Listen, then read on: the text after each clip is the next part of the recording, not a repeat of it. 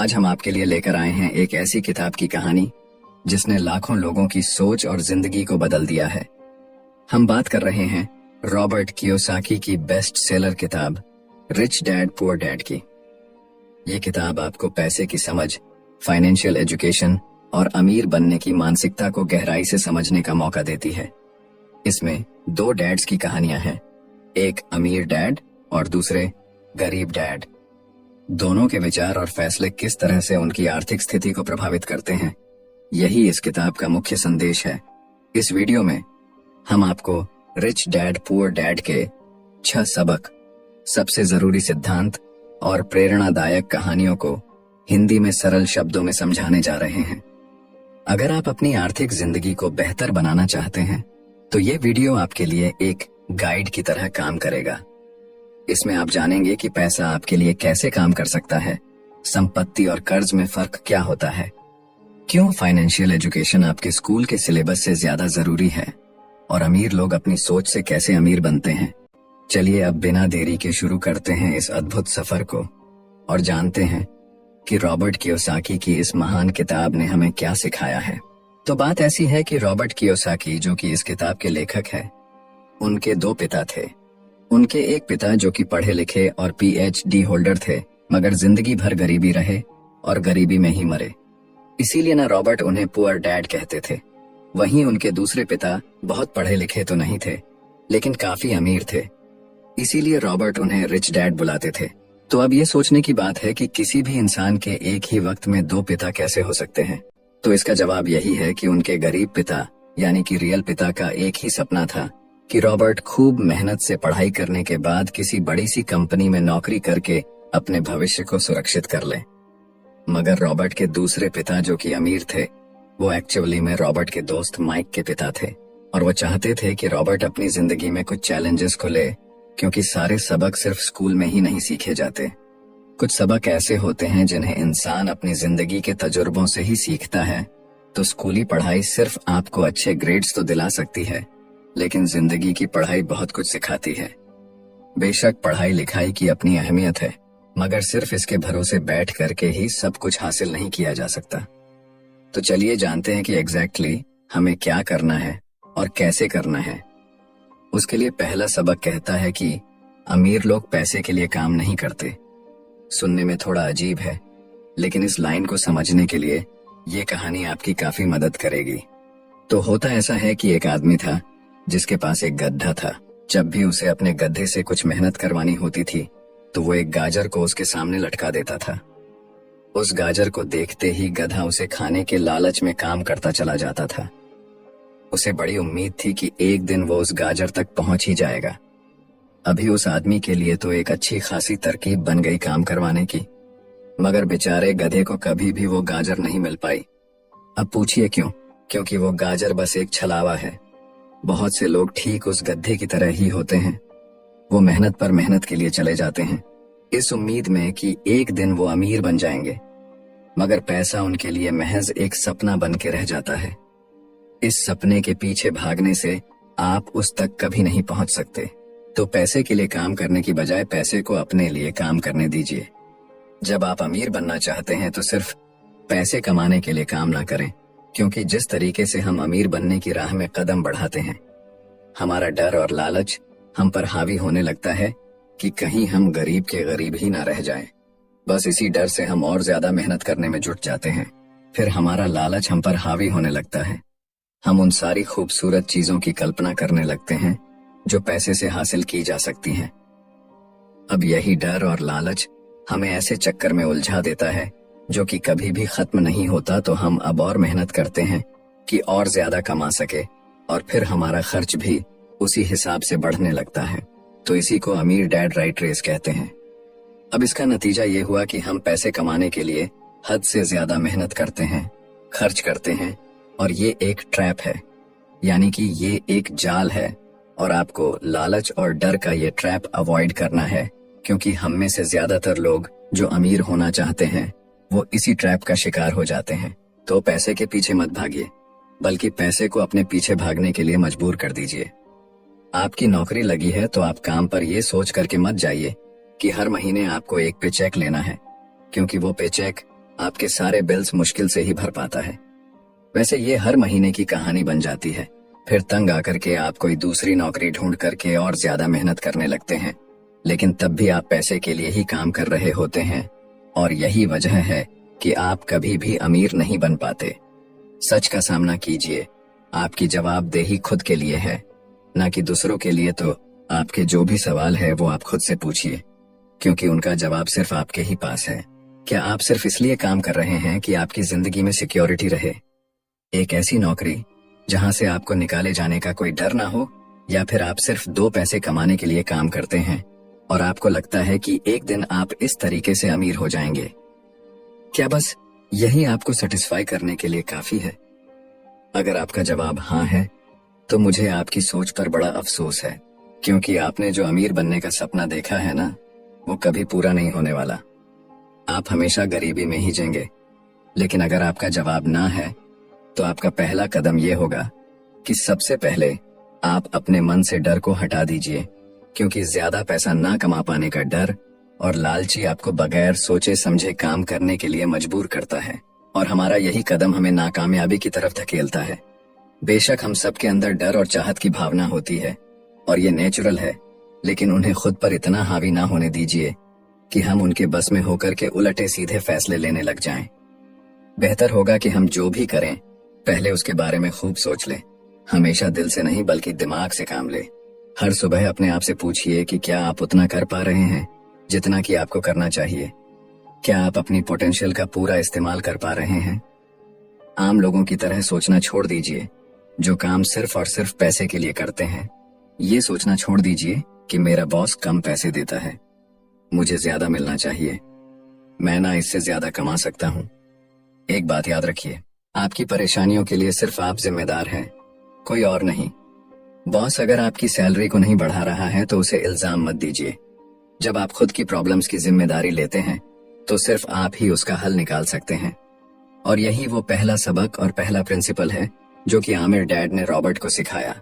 इस सबक का एक पार्ट ये भी था कि अमीर डैड ने उन्हें एक कन्वीनियंस स्टोर में काम करने पर लगा दिया।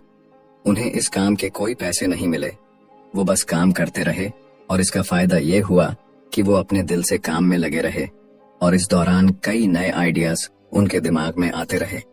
पैसे को अपने पीछे कैसे भगाया जाए, इस बारे में उन्हें कई विचार मिले। उन्होंने देखा कि उस स्टोर की क्लर्क कॉमिक्स बुक के फ्रंट पेज को 2 हिस्सों में फाड़ देती थी। आधा हिस्सा वो रख लेती और आधा हिस्सा फेंक देती थी, तो देर शाम में स्टोर में एक डिस्ट्रीब्यूटर आया करता था। वो कॉमिक्स बुक्स के ऊपरी आधे हिस्से को क्रेडिट के लिए लेता, पर बदले में नई कॉमिक्स बुक्स दे जाया करता। तो एक दिन उन्होंने उस डिस्ट्रीब्यूटर से पूछा कि क्या वो पुरानी कॉमिक्स बुक्स ले सकते हैं। वो इस शर्त पर मान गया कि वो उन कॉमिक्स को बेचेंगे नहीं। ये उनके दिमाग में बिजनेस का एक नया आइडिया था। उन्होंने वो पुरानी कॉमिक्स बुक्स अपने दोस्तों और बाकी बच्चों को पढ़ने के लिए किराए पर देनी शुरू कर दी। बदले में वो हर किताब का 10 सेंट किराया वसूल करते थे। हर किताब सिर्फ 2 घंटे के हिसाब से पढ़ने के लिए दी जाती थी, तो असल मायनों में वो उन्हें बेच नहीं रहे थे। उन्हें उस गैराज पर काम भी नहीं करना पड़ा जहां से वो कॉमिक्स किराए पर देते थे। उन्होंने माइक की बहन को काम पर रखा, जिसके लिए उसे हर हफ्ते $2 दिया जाता।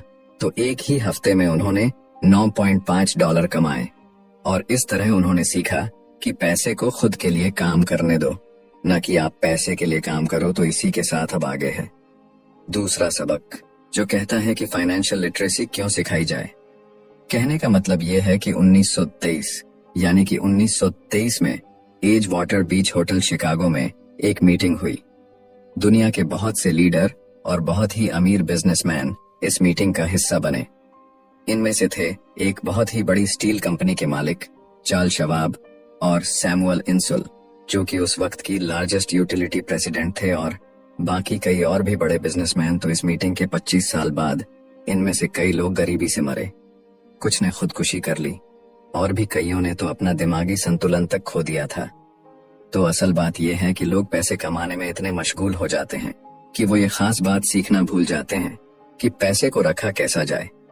आप चाहे जितना मर्जी पैसा कमा लें, उसे बनाए रखना असली बात है। और अगर ये हुनर आपने सीख लिया, तो अब किसी भी आड़े टेढ़े हालात, जो अक्सर कहा जाता है कि कोई इमरजेंसी आ गई या कोई अड्डी आ गई या कोई बुरा वक्त आ गया तो आप उसका सामना आसानी से कर लेंगे। या हो सकता है कि अगर आप ठीक तरीके से प्लानिंग करें तो बुरा वक्त आए ही ना। वैसे लॉटरी में मिलियन जीतने वाले लोग कुछ सालों तक तो मजे से जीते हैं, मगर फिर वापस उसी पुराने हालात में पहुंच जाते हैं। तो अधिकतर लोगों के सवाल होते हैं कि अमीर कैसे बने या अमीर बनने के लिए क्या करें। इन सवालों के जवाब से अधिकतर लोगों को निराशा ही होती है, मगर इसका सही जवाब होगा कि पहले आप फाइनेंशियल लिटरेट बनना सीखें। देखिए, अगर आपको एम्पायर स्टेट बिल्डिंग खड़ी करनी है तो सबसे पहले आपको एक गहरा खड्डा खोदना पड़ेगा, फिर उसके लिए एक मजबूत नींव रखनी पड़ेगी। लेकिन अगर आपको एक छोटा सा घर बनाना हो तो एक 6 इंच कंक्रीट स्लैब डाल करके भी आपका काम चल जाएगा। मगर अफसोस तो इसी बात का है कि हम में से ज्यादातर लोग 6 इंच स्लैब पर एक एम्पायर स्टेट बिल्डिंग खड़ी करना चाहते हैं, और वो ऐसा करते भी हैं तो जाहिर सी बात है कि बिल्डिंग टूटेगी ही टूटेगी। गरीब डैड रॉबर्ट से बस यही चाहते थे कि वो खूब पढ़ाई करे, लेकिन अमीर डैड उसे फाइनेंशियली लिटरेट बनाना चाहते थे। ज्यादातर स्कूल सिस्टम बस घर बनाना सिखाते हैं, मजबूत फाउंडेशन नहीं। स्कूली शिक्षा और पढ़ाई की अपनी अहमियत है, मगर असल जिंदगी में यही सब कुछ नहीं है।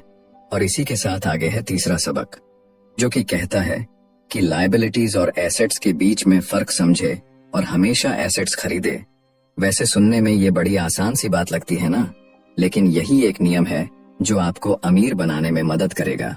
अक्सर गरीब और मिडिल क्लास लोग लायबिलिटीज को यानी कि जिम्मेदारियों को एसेट्स समझ लेते हैं, यानी कि अपनी संपत्ति समझ लेते हैं। मगर अमीर जानता है कि असल में एसेट्स होते क्या हैं, और वो वही खरीदता है अमीर डैड। किस यानी कि KISS किस प्रिंसिपल में यकीन रखते हैं, जिसका मतलब है कीप इट सिंपल स्टूपिड। उन्होंने लेखक और उसके दोस्त माइक को यही सिंपल बात सिखाई, जिसकी बदौलत वो इतनी मजबूत फाउंडेशन रखने में कामयाब रहे। इसी की यही सिंपल बात है कि लायबिलिटीज यानी कि अपनी जिम्मेदारियों और एसेट्स यानी कि संपत्ति के बीच में फर्क को समझे और एसेट्स खरीदे। लेकिन अगर ये इतना ही सिंपल है तो हर आदमी अमीर होता है ना। मगर यहाँ पर मामला उल्टा है। ये एक्चुअली में इतना सिंपल है कि हर कोई इस बारे में सोचता तक नहीं है। लोगों को लगता है कि उन्हें लायबिलिटीज और एसेट्स के बीच में फर्क पता है, मगर उन्हें सिर्फ लिटरेसी के बारे में मालूम है, फाइनेंशियल लिटरेसी के बारे में नहीं। मतलब ये कि इनकम स्टेटमेंट को प्रॉफिट और लॉस का स्टेटमेंट मानकर चलना चाहिए। इसका सिंपल सा मतलब है कि इनकम यानी कि आपके पास कितना पैसा आया, और एक्सपेंस यानी कि आपके पास से कितना पैसा खर्च हुआ।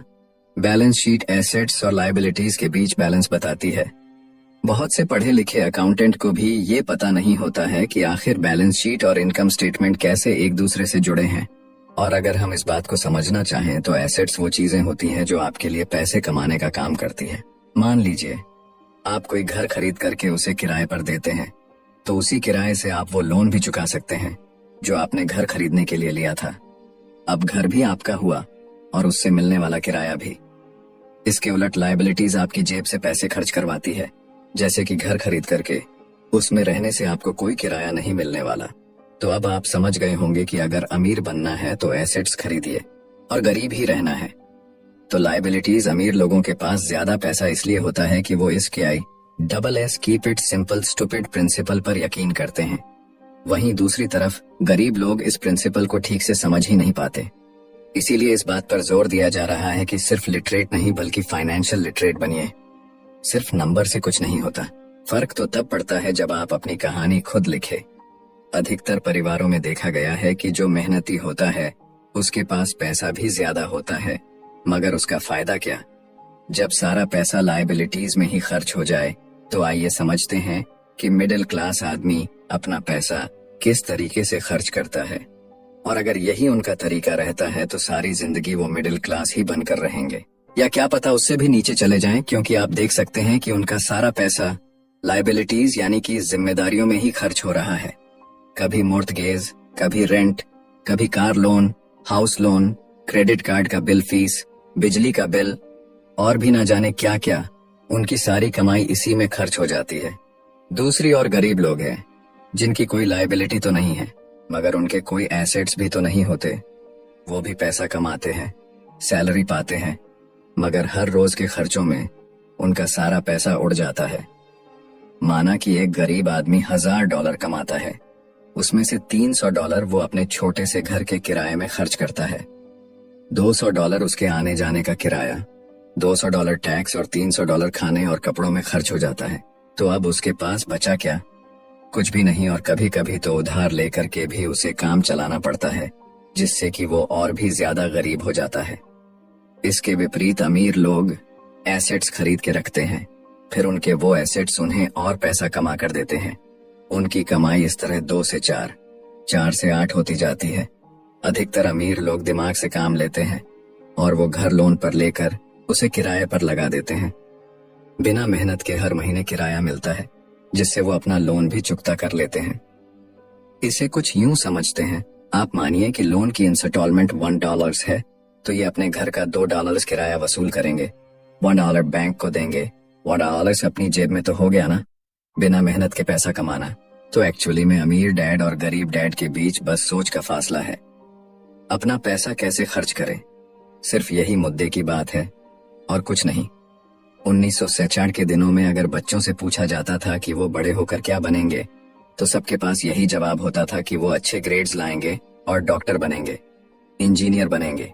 तब सबको यही लगता था कि अच्छे ग्रेड्स लेकर के वो बहुत पैसा कमा सकेंगे। हालांकि उनमें से बहुत बच्चे आज बड़े होकर के डॉक्टर बन चुके हैं। बावजूद इसके उनमें से काफी लोग आज भी फाइनेंशियली स्ट्रगल करते नजर आएंगे, क्योंकि उन्हें हमेशा यही लगा कि ज्यादा पैसा कमाने से उनकी सारी परेशानियां दूर हो जाएंगी। मगर आज के दौर में ऐसा नहीं है। आज बहुत से बच्चे फेमस एथलीट बनना चाहते हैं, या फिर सीईओ, या फिर कोई मूवी स्टार या रॉक स्टार, क्योंकि उन्हें पता है कि सिर्फ अच्छी पढ़ाई और अच्छे ग्रेड्स के भरोसे बैठ करके वो करियर में सक्सेस नहीं पा सकते। आजकल फाइनेंशियल नाइटमेयर बहुत आम हो गया है। अक्सर नए शादीशुदा जोड़े ये सोचते हैं कि उनकी सैलरी अब डबल हो जाएगी, क्योंकि दोनों जने कमा रहे हैं। एक छोटे से घर में रहते हुए वो अब बड़े घर के सपने देखते हैं, इसीलिए वो पैसा बचाना शुरू कर देते हैं। इसकी वजह से उनका सारा ध्यान सिर्फ अपना कैरियर बनाने पर होता है।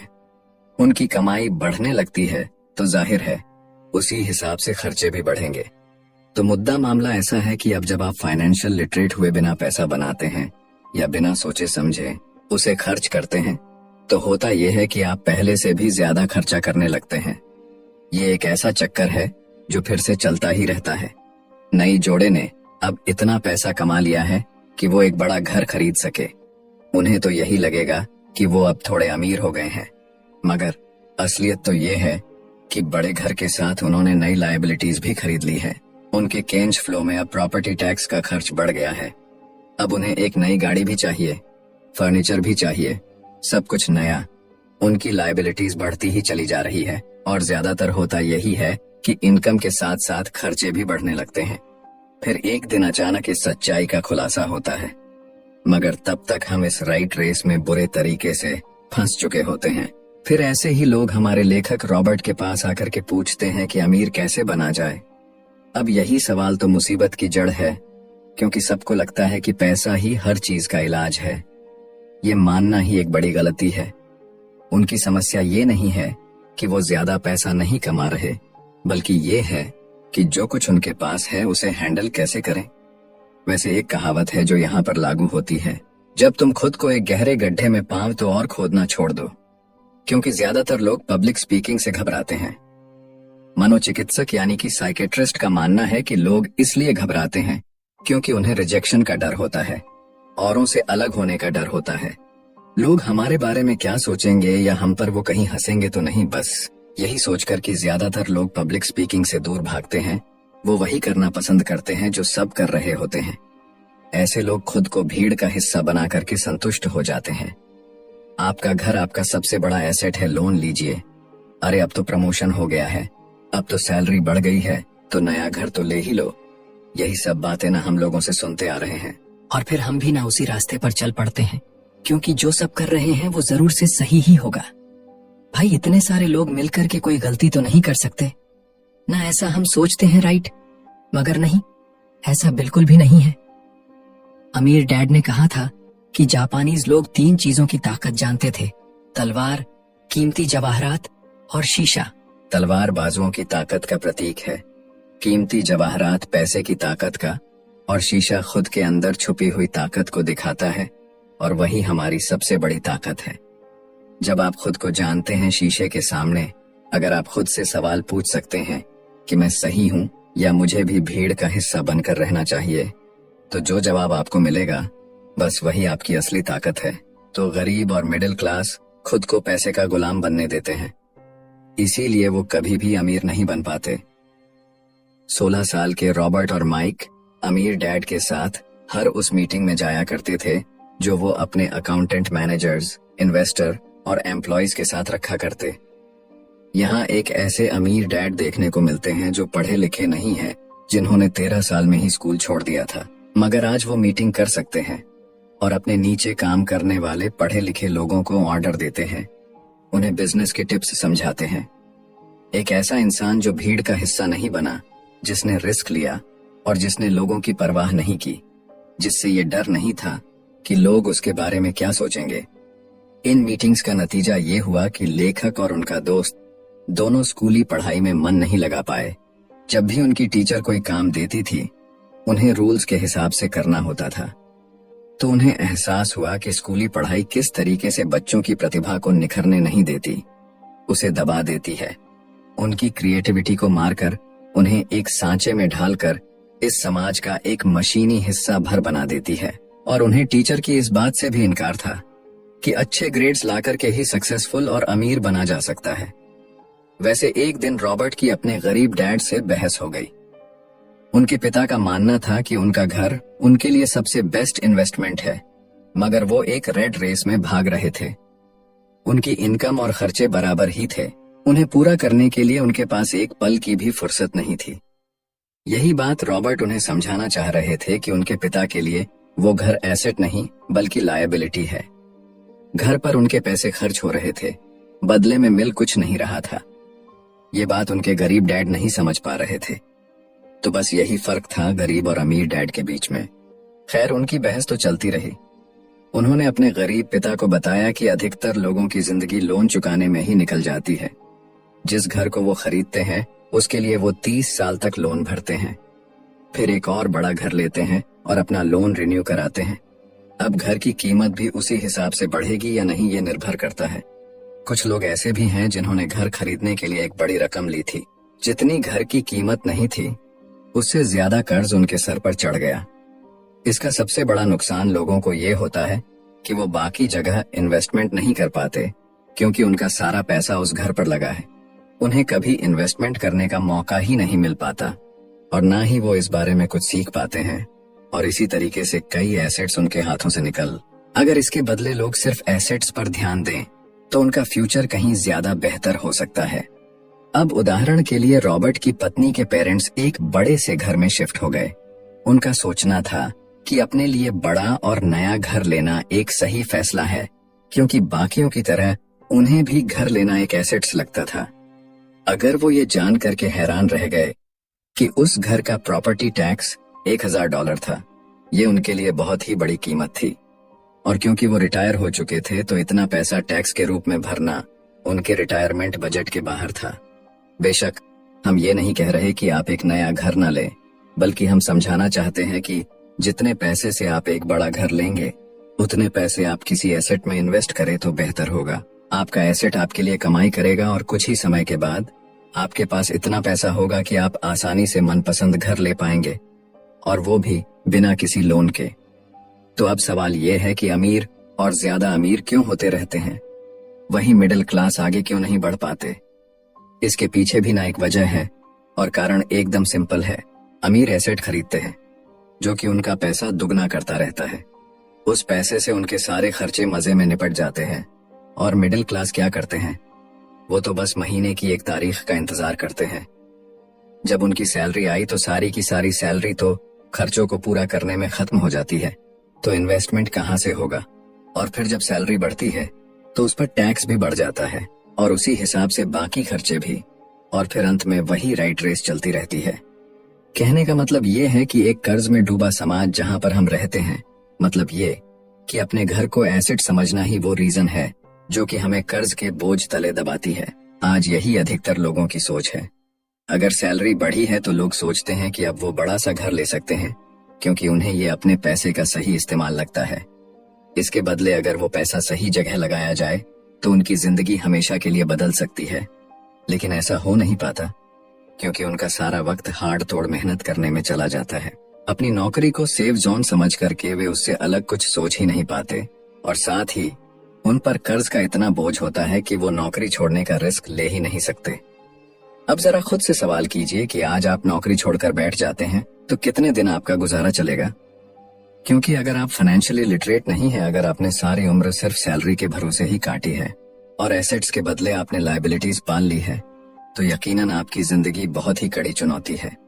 सिर्फ नेटवर्थ के भरोसे आपका काम नहीं चल सकता। नेटवर्थ बताता है कि आपके पास वाकई में कितना पैसा है, चाहे वो गैराज में पड़ी पुरानी कार के रूप में ही क्यों ना हो। अब भले ही वो कार कुछ काम की ना हो, जबकि वेल्थ का मतलब है कि आपके पास जो पैसा है उससे आप कितना और पैसा कमा रहे हैं। जैसे कि मान लीजिए कि आपके पास कोई एसेट है जिससे हर महीने मुझे $3000 की कमाई हो जाती है और हर महीने आपके $6000 खर्च होते हैं, तो मैं सिर्फ आधे महीने ही अपना गुजारा कर पाऊंगी। तो सोल्यूशन ये होगा कि अपने एसेट से मिलने वाले पैसे को आप बढ़ा दें। जब वो $6000 आपको मिलने लगेगा तो आप रातों रात अमीर नहीं हो जाएंगे, मगर इस तरह आप वेल्थी होने लगेंगे। अब अगर आप अचानक नौकरी छोड़ते भी हैं तो आपके एसेट्स आपका सारा खर्च कवर कर लेंगे। अब वेल्थी तभी बन पाएंगे जब आपके खर्च आपके एसेट्स की ग्रोथ से कम रहे। और इसी के साथ आगे है चौथा सबक, जो कहता है कि अपने काम से काम रखें।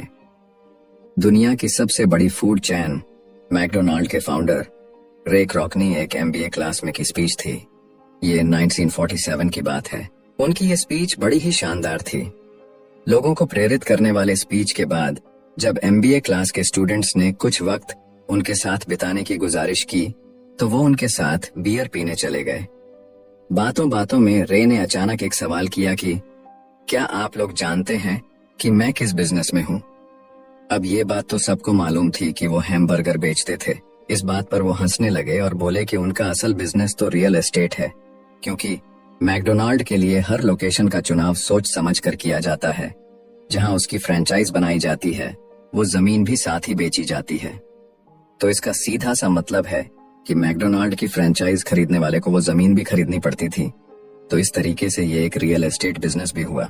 यही सबक अमीर डेंड ने रॉबर्ट को सिखाया कि अक्सर लोग खुद के लिए छोड़ करके बाकी सबके लिए काम करते हैं। वो टैक्स पे करके गवर्नमेंट के लिए काम करते हैं, वो उस कंपनी के लिए काम करते हैं जहां वो नौकरी करते हैं, बैंक का मॉर्टगेज देकर उसके लिए काम करते हैं। और ये सब इसलिए क्योंकि हमारा एजुकेशन सिस्टम ही ऐसा है। स्कूल हमें एम्प्लॉय बनना सिखाता है, ना कि एम्प्लॉयर। जो आप पढ़ते हैं वही आप बनते हैं। अगर आपने साइंस पढ़ी है तो डॉक्टर, मैथमेटिक्स पढ़ी है तो इंजीनियर, मतलब जो भी आपने पढ़ा है वो आप बने। अब मुसीबत तो ये है कि इससे छात्रों का कोई भला नहीं हो पाता, क्योंकि वो नौकरी और बिजनेस के बीच के फर्क में उलझ कर रह जाते हैं। जब कोई पूछता है कि आपका क्या बिजनेस है तो आपको ये नहीं बोलना चाहिए कि मैं तो एक डॉक्टर हूँ या एक बैंकर हूँ, क्योंकि वो आपका प्रोफेशन है, बिजनेस नहीं। कहने का मतलब ये है कि आप जो भी करते हैं उसे अपना बिजनेस बनाइए, नौकरी नहीं। अपनी सारी उम्र दूसरों के लिए काम करके उन्हें अमीर करने में बर्बाद ना करें, बल्कि खुद की जिंदगी को खुशहाल बनाने के लिए काम करें। बहुत से लोगों को इस बात का एहसास बड़ी देर से होता है कि उनका हाउस लोन उनकी जान ले रहा है, और फिर उन्हें लगता है कि जिसे वो एसेट मानने की गलती कर रहे थे, एक्चुअली कभी वो एसेट था ही नहीं। जैसे उन्होंने कार ली तो उससे जुड़े तमाम खर्चे उनकी लायबिलिटीज बन गए, तो उनकी मुसीबतें शुरू हो जाती हैं। इसीलिए तो हम एसेट कॉलम पर इतना ज्यादा जोर दे रहे हैं ना कि आपकी इनकम कॉलम पर। और यही फाइनेंशियली सिक्योर होने का सही तरीका है। आप कितने अमीर हैं ये जानने का सही तरीका नेटवर्थ इसलिए नहीं है क्योंकि जब भी आप अपने एसेट बेचते हैं तो उन पर भी टैक्स लगता है। आपको उतना पैसा नहीं मिलता जितना कि आप सोचते हैं। आपके बैलेंस शीट के हिसाब से आपको जितना भी पैसा मिलेगा उस पर भी आपको टैक्स देना पड़ेगा। ये किताब आपको कभी ये सलाह नहीं देगी कि आप अपनी नौकरी छोड़ें। आप अपनी नौकरी करते रहिए और साथ ही एसेट्स भी खरीदते रहिए। और एसेट्स से मेरा मतलब है सही और असली मायने में एसेट्स। मैं ये नहीं कहूंगी कि आप कोई कार्ड लीजिए, क्योंकि वो मेरी नजर में एसेट्स यानी कि संपत्ति नहीं है, क्योंकि जैसे ही आप उसे चलाना शुरू करते हैं वो अपनी कीमत का 25% खो देती है। अब किस तरह के एसेट्स खरीदे जाने चाहिए यहाँ हम आपको कुछ उदाहरण देते हैं। ऐसा बिजनेस जहाँ आपकी मौजूदगी जरूरी ना हो, जो दूसरे लोग आपके लिए चलाएं, क्योंकि आप वहां पर ज्यादा वक्त देंगे तो वो बिजनेस नहीं, नौकरी होगी। दूसरा है रियल एस्टेट पे पैसा लगाएं। तीसरा है स्टॉक और बॉन्ड खरीदे, तो जब एसेट खरीदे तो अपनी पसंद की चीजों पर पैसा लगाएं, क्योंकि आपका मन होगा तभी आप उस पर ध्यान दे पाएंगे। अगर उसमें आपकी रुचि होगी तो आप उसे बेहतर समझ पाएंगे।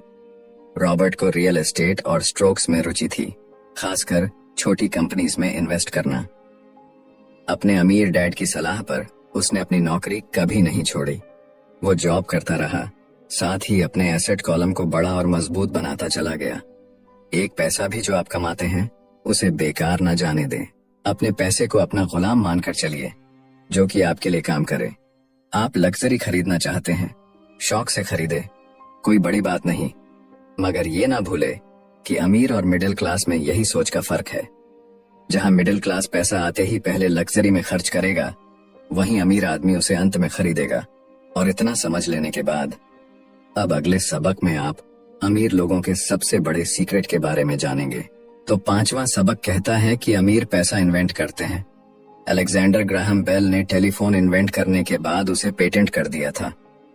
इनका बिजनेस बढ़ा और संभालने में मुश्किल होने लगी तो वो वेस्टर्न यूनियन गए और उन्हें अपना पेटेंट और छोटी सी कंपनी $1,00,000 में बेचने की पेशकश की। उस वक्त की वेस्टर्न यूनियन के प्रेसिडेंट ने पेशकश को ठुकरा दिया। उन्हें ये दाम कुछ ज्यादा ही लग रहे थे और फिर उसके बाद एक बड़ी कंपनी AT&T का जन्म हुआ। रॉबर्ट 1984 से प्रोफेशनल तौर पर पढ़ा रहे हैं। एक चीज जो हजारों लोगों को पढ़ाने के बाद उन्होंने जानी तो वो ये कि उन सब लोगों में पोटेंशियल था, बल्कि हर एक इंसान में पोटेंशियल है जो कि हमें महान बना सकती है। इसके बावजूद जो हमें रोकता है वो है खुद पर डाउट रखना। स्कूल छोड़ने के बाद हमें पता चलता है कि जिंदगी में आगे बढ़ने के लिए सिर्फ ग्रेड्स ही काफी नहीं होते। जैसे सिर्फ स्मार्ट लोग ही आगे नहीं बढ़ते, बल्कि वे बढ़ते हैं जो कि बोल्ड भी होते हैं। ये सच है कि फाइनेंशियल जीनियस होने के लिए इसकी नॉलेज भी होनी चाहिए, मगर साथ ही हिम्मत और बोल्डनेस भी चाहिए। ज्यादातर लोग पैसे के मामले में कोई रिस्क नहीं लेना चाहते, मगर अमीर होने के लिए आपको रिस्क लेने ही पड़ेंगे, क्योंकि हो सकता है कि आने वाले सालों में एक नया बिल गेट्स पैदा हो या अगला अलेक्जेंडर और बाकी शायद दिवालियां बनकर गरीब हो जाए। अब ये आपकी मर्जी है, आप इनमें से क्या बनना चाहते हैं। अगर आप अपना फाइनेंशियल IQ बढ़ाते हैं तो बहुत कुछ हासिल कर सकते हैं, और अगर नहीं तो आने वाले साल और भी डरावने हो सकते हैं, क्योंकि हर पुराना जाता है तो नया आता है। तो जो आज है वही सबसे खुशहाल वक्त है। आज के दौर में लोग ज्यादा फाइनेंशियली स्ट्रगल कर रहे हैं क्योंकि उनकी सोच अभी भी पुरानी है। फिर वे अपनी गलती ना मानकर या तो अपने बॉस को इल्जाम देंगे या नई टेक्नोलॉजी को। जो कभी कल के दौर में एसेट था वही आज लायबिलिटी बन चुका है, तो आपको अपडेट रहने की जरूरत है। रॉबर्ट ने एक गेम डिजाइन किया जिसे वो केंज फ्लो कहते हैं। ये लोगों को सिखाता है कि पैसा कैसे काम करता है, अमीर बनने की राह क्या है और राइट रेस से बाहर कैसे निकले। ये सारी चीजें इस गेम से समझाने की कोशिश की गई है। एक दिन एक औरत आई। गेम खेलने के दौरान उसने एक बोर्ड कार्ड जीता, जिसका मतलब था कि उसने उस गेम में एक बोर्ड जीती। वो औरत बड़ी खुश हुई, मगर जब उसे पता चला कि वोट लेने के लिए तो उसे एक बड़ी रकम टैक्स भरनी होगी, तो उसकी खुशी गायब हो गई। वो वोट उसके लिए अब एसेट नहीं बल्कि लायबिलिटी बन गई। उसे पता चला कि ऐसे तो ये वोट उसकी जान ही ले लेगी। उसे ये आइडिया समझ में ही नहीं आया और रिफंड की मांग की। उसे उसके पैसे वापस मिल गए और वो चली गई, मगर बाद में उसने फोन करके बताया कि उसे अब गेम का आइडिया कुछ समझ में आने लगा था। वो उस गेम से अपनी लाइफ को जोड़ करके देख पा रही थी। पैसा कैसे काम करता है, इस बात को समझ ना पाने की वजह से उसका गुस्सा जायज था। हम भी अक्सर यही करते हैं। जो बात हमारी समझ से परे होती है उस पर गुस्सा आता है और हम जिंदगी की हर परेशानी के लिए उसे ब्लामे करना शुरू कर देते हैं। मगर अगर ठंडे दिमाग से सोचे तो ये तरीका एकदम गलत होगा। बेहतर होगा कि हम उन्हें समझने की कोशिश करें, तो गेम ऑफ लाइफ जीत सकते हैं। बहुत से लोग केंज फ्लो गेम में खूब पैसा जीतते हैं, फिर उन्हें समझ ही नहीं आता कि उस पैसे का क्या करें, तो वो हैरान होने लगते हैं। इसकी वजह है उनकी पुरानी सोच जो आगे नहीं बढ़ने देती और फिर वो बाद में सारा पैसा ही हार बैठते हैं। कुछ लोग कहते हैं कि वे हार गए क्योंकि उनके पास सही पत्ते नहीं थे। बहुत से लोग इस तरह जिंदगी में सही मौकों की तलाश में बैठे रहते हैं। कुछ लोग तो सही मौका मिलता भी है तो उसका फायदा नहीं उठा पाते क्योंकि वो कहेंगे कि उनके पास पैसा ही नहीं था। अब कुछ ऐसे भी होते हैं जिन्हें पैसा और मौका दोनों मिले, फिर भी वो कुछ हासिल नहीं कर पाए क्योंकि एक्चुअली में वो समझ ही नहीं पाए कि ये एक अपॉर्चुनिटी है। फाइनेंशियल इंटेलिजेंस का मतलब है कि आप पैसे को लेकर कितने क्रिएटिव हो सकते हैं। अगर आपको मौका मिलता है तो बगैर पैसे के आप क्या करेंगे, और अगर पैसा है मगर मौका नहीं तो उस सूरत में आप क्या करेंगे। ये सब आपकी फाइनेंशियल इंटेलिजेंस पर निर्भर करता है। ज्यादातर लोग इस बात का एक ही सलूशन जानते हैं कि खूब मेहनत करके खूब पैसा कमाया जाए, लेकिन आपको सीखना है कि अपने लिए मौका कैसे पैदा किया जाए, न कि उसके इंतजार में बैठे रहे। सबसे खास बात अमीरों की जो है वो ये है कि उन्हें पता है कि पैसा असली चीज नहीं है। असली चीज है इसका सही मतलब जानना, ये जान लेना कि जो हमें चाहिए वो हम इससे बना सकते हैं। हमारा दिमाग हमारे लिए सबसे बड़ा एसेट होता है। यही हमें सुपर रिच बना सकता है या सुपर पुअर, निर्भर करता है कि हम कैसे इसका इस्तेमाल करें। जो लोग सफल हैं उनके साथ कदम मिलाकर चलना है तो आपको ये सीखना पड़ेगा कि पैसा बढ़ाने की चाहत को खुद के अंदर कैसे पैदा करें। आपको अपने सबसे बड़े एसेट यानी कि आपके दिमाग को इन्वेस्ट करने की जरूरत है। आपको फाइनेंशियली इंटेलिजेंट होना पड़ेगा। तो आइए इसे हम समझते हैं एक उदाहरण से। 1990 के दशक में एरिज़ोना और फिनिक्स के आर्थिक हालात बुरे चल रहे थे। वहां के लोगों को हर महीने $100 बचाने की सलाह दी जा रही थी। बुरे वक्त के लिए पैसा बचाने का विचार कुछ हद तक सही भी है, मगर उस पैसे का क्या फायदा जो आप जमा करते जाते हैं। इससे तो अच्छा है कि उनका कुछ हिस्सा इन्वेस्ट किया जाए जो कि आगे चलकर आपको फायदा दे। खैर, बात करते हैं एरिज़ोना और फिनिक्स के लोगों की जो आर्थिक तंगी झेल रहे थे। ऐसे में इन्वेस्टर को ये एक बढ़िया मौका लगा। लोग जो अपनी प्रॉपर्टी अपने पौने दामों में बेच रहे थे उसे कई इन्वेस्टर्स ने हाथों हाथ खरीद लिया। रॉबर्ट ने भी $75,000 की कीमत वाला एक घर सिर्फ $20,000 में खरीद लिया। इसके बाद उन्होंने अर्टोनी के ऑफिस में एक ऐड दिया, $75,000 वाला घर सिर्फ $60,000 में। बस इसे लेने के लिए ग्राहक टूट पड़े। रॉबर्ट का फोन बजना बंद ही नहीं हो रहा था कि ये पैसा उनको उस एसेट से मिलने जा रहा था जो उन्होंने प्राइमरी नोट के रूप में ग्राहक से लिया था, और उन्हें ये पैसा कमाने में केवल 5 घंटे लगे। उन्होंने जो $40,000 इन्वेंट करे वो उनके एसेट कॉलम से क्रिएट हुए थे, और बगैर टैक्स के उन्होंने अचानक ही मिले एक मौके का फायदा उठाकर ये पैसा क्रिएट अपने इनकम कॉलम में ऐड कर लिए। कुछ सालों के बाद ही उनके इस बिजनेस ने इतना पैसा क्रिएट किया कि उनकी कंपनी की कार, गैस, इंश्योरेंस, क्लाइंट के साथ डिनर, ट्रिप और बाकी चीजें सब कवर हो गईं। जब तक गवर्नमेंट उन खर्चों पर टैक्स लगाती, इनमें से ज्यादातर चीजें प्री टैक्स एक्सपेंसेस में खर्च हो चुकी थी। कुछ सालों के बाद ही जो घर $60,000 में बिका था अब वो $1,10,000 का था। अभी भी उनके पास कुछ मौके थे, मगर वो इतने कम थे कि उनके लिए रॉबर्ट को एक वैल्यूएबल एसेट लगाना पड़ता, और अपना वक्त भी तो वो आगे बढ़ गए। उन्हें अब नए मौकों की तलाश करनी थी। अब आप एक सवाल खुद से कीजिए, मेहनत करना भी बहुत मेहनत का काम है। 50% टैक्स भरिए और बाकी बचाइए। अब वो सेविंग्स आपको 5% इंटरेस्ट देगी, और फिर उस पर भी आप और टैक्स भरे। इससे तो अच्छा होगा कि आप अपना पैसा और टाइम अपने सबसे पावरफुल एसेट यानी कि अपने दिमाग पर इन्वेस्ट करें और फाइनेंशियली इंटेलिजेंट बने। ये दुनिया कभी भी एक सी नहीं रहती, जो आज या कल नहीं होगा। कभी मंदी तो कभी तेजी का दौर चलता रहेगा।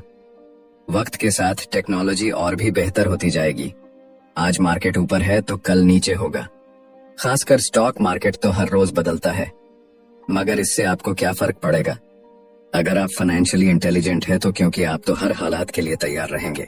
आपको जिंदगी में बेशुमार मौके मिलेंगे जहां पर आप अपनी फाइनेंशियल इंटेलिजेंट का फायदा उठा सकते हैं। जरूरत है तो बस उन मौकों को लपकने की। अमूमन हम 2 तरह के इन्वेस्टर देख सकते हैं। पहले वो जो पैकेज इन्वेस्टमेंट खरीदते हैं, और ये काफी आसान और बगैर झंझट का काम है।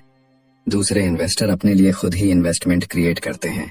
इनको आप प्रोफेशनल भी कह सकते हैं।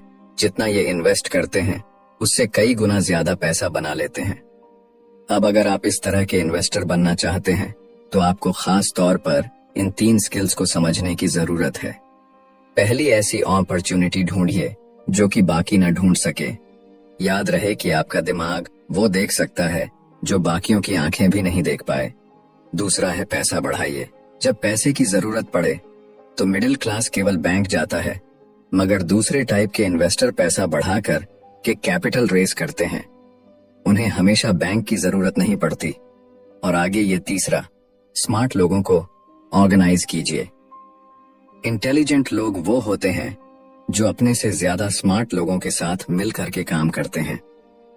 इसीलिए इन्वेस्ट करने से पहले अपने इन्वेस्टमेंट एडवाइजर को चुनें। मुझे मालूम है कि यह सब आपके लिए कुछ ज्यादा है, मगर इसके रिवॉर्ड्स तो बड़े ही शानदार हैं। जिंदगी में रिस्क बहुत है, लेकिन उन्हें हैंडल करना सीख करके ही आप अमीर बन पाएंगे। और इसी के साथ आगे है 6वां सबक, सीखने के लिए काम करें, पैसे के लिए नहीं। तो बात ऐसी है कि एक बार एक जर्नलिस्ट ने रॉबर्ट का इंटरव्यू लिया था। रॉबर्ट उसके आर्टिकल पहले भी पढ़ चुके थे और उस जर्नलिस्ट के लिखने के स्टाइल से बहुत ही प्रभावित थे। इंटरव्यू जब पूरा हुआ तो उस जर्नलिस्ट ने रॉबर्ट को बताया कि वो एक मशहूर लेखिका बनकर उनकी ही तरह एक दिन फेमस होना चाहती है। तो रॉबर्ट ने उनसे पूछा, तो ऐसा क्या है जो उन्हें मशहूर होने से रोक रहा है? इस सवाल के जवाब में उस जर्नलिस्ट ने कहा, उनकी जॉब आगे नहीं बढ़ पा रही है। इस पर रॉबर्ट ने सुझाव दिया कि उस जर्नलिस्ट को कोई सेल्स क्लास ज्वाइन कर लेनी चाहिए। जर्नलिस्ट ने बताया कि उनकी एक दोस्त उन्हें पहले ही ये ऑफर दे चुकी है, मगर उन्हें ये छोटा काम लगता है। वो ये भूल गई थी कि रॉबर्ट खुद कभी सेल्स स्कूल जा चुके थे। तो इस बात का पॉइंट ये है कि अगर आपके पास कोई टैलेंट है जिसके दम पर आप कुछ पैसा कमाना चाहते हैं, तो आपका टैलेंट काफी नहीं होगा, क्योंकि उस टैलेंट को कैसे भुनाया जाए जब तक आप ये बात नहीं जानते, आपका टैलेंट यूं ही बेकार है। जब तक आप उसे लोगों के सामने पेश करने का हुनर नहीं सीख जाते, आप कुछ नहीं कमा सकते। तो बेचने की कला सीखने में कोई शर्म की बात नहीं है। किसी भी सेल्समैन को इसके लिए शर्मिंदा नहीं होना चाहिए। एक तो सबसे बड़ा फर्क अमीर डैड और गरीब डैड के बीच में था, वो ये है कि गरीब डैड हमेशा नौकरी की चिंता करते थे कि जॉब हमेशा सिक्योर रहे, क्योंकि एक सेफ जॉब ही उनके लिए सब कुछ थी, जबकि अमीर डैड हमेशा सिर्फ और सिर्फ कुछ सीखने पर जोर देते थे। अमीर बनने के लिए आपको बहुत कुछ सीखना पड़ेगा। इसके अलग पहलू को देखें तो स्कूल हमें रिवॉर्ड करते हैं किसी एक ही खास चीज में महारत के लिए। इसका एक उदाहरण देखिए, जब डॉक्टर मास्टर की डिग्री लेते हैं तो उसके बाद किसी एक स्पेशल फील्ड में डॉक्टरेट करते हैं, जैसे कि पीडियाट्रिक या कुछ और, मतलब एक छोटे से विषय पर उन्हें बहुत पढ़ना पड़ता है उस फील्ड में महारत के लिए, और यही उनका रिवॉर्ड होता है। ऐसे ही बहुत कुछ जानने के लिए जो थोड़ा बहुत आप सीखते हैं, वो नॉलेज तभी आएगी जब आप अलग अलग कंपनीज के लिए काम करेंगे, दुनिया की अलग अलग चीजों को जाएंगे, चीजें कैसे काम करती है, ये सभी बातें अनुभव करेंगे, तभी आपकी नॉलेज बढ़ेगी।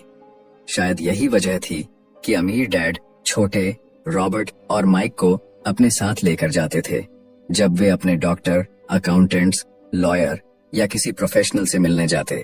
जब रॉबर्ट ने मैरिन कॉर्प्स ज्वाइन करने के लिए अपनी पेइंग जॉब छोड़ी, तो उसके गरीब मगर पढ़े लिखे पिता समझ नहीं पा रहे थे कि रॉबर्ट ने ऐसी शानदार नौकरी क्यों छोड़ी। वे गलत तरह से इस फैसले से सख्त निराश हुए। रॉबर्ट ने उन्हें समझाने की हर मुमकिन कोशिश की कि उनका ऐसा करना क्यों जरूरी था, मगर उन्हें तो ये बात हजम ही नहीं हो रही थी। रॉबर्ट ने उन्हें कहा कि वो सीखना चाहते हैं कि खुले आसमान में कैसे उड़े। उन्हें जानना था कि वर्कर्स की टीम को कैसे हैंडल किया जाए। किसी भी कंपनी को अपने बलबूते पर चलाना कितना मुश्किल काम है। रॉबर्ट ये सब सीखना चाहते थे। वियतनाम से लौटने के बाद रॉबर्ट ने अपनी जॉब से रिजाइन कर दिया और जेरोक्स कॉर्प्स को ज्वाइन कर लिया। उन्हें ये नौकरी किसी फायदे के लिए नहीं चाहिए थी। वो इतने शर्मीले थे कि किसी को कुछ भी बेचने के ख्याल से ही उन्हें पसीना आ जाता। अपनी इसी कमी को दूर करने के लिए उन्होंने जेरोक्स के सेल्स ट्रेनिंग प्रोग्राम की शिक्षा ली। इसके बाद रॉबर्ट ने खुद अपनी कंपनी की शुरुआत की और अपना पहला शिपमेंट भेजा।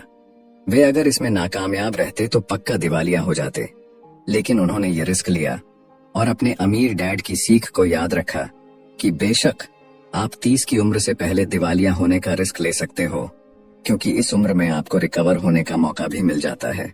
ज्यादातर एम्प्लॉय अपने वर्कर्स को इतना तो पे करते हैं कि वो काम छोड़कर ना जाए, और ज्यादातर वर्कर भी जी फाड़ करके इसलिए मेहनत करते हैं कि वो काम से निकाले ना जाए। इसीलिए तो उन्हें सिर्फ अपनी सैलरी और कंपनी से मिलने वाले फायदों से ही मतलब होता है। इस सोच के साथ उनके कुछ साल तो बढ़िया गुजरते हैं, मगर ये लंबे समय तक काम नहीं करता। तो क्यों ना आप वो सब कुछ अभी सीखें जो आप सीखना चाहते हैं, इससे पहले कि आप कोई एक खास प्रोफेशन अपने लिए चुनें। क्योंकि अगर एक बार आपने अपना प्रोफेशन चुन लिया तो आप हमेशा के लिए उसी में बंध कर रह जाएंगे। तो दोस्तों, इसी के साथ ये समरी यहीं पर समाप्त होती है। धन्यवाद।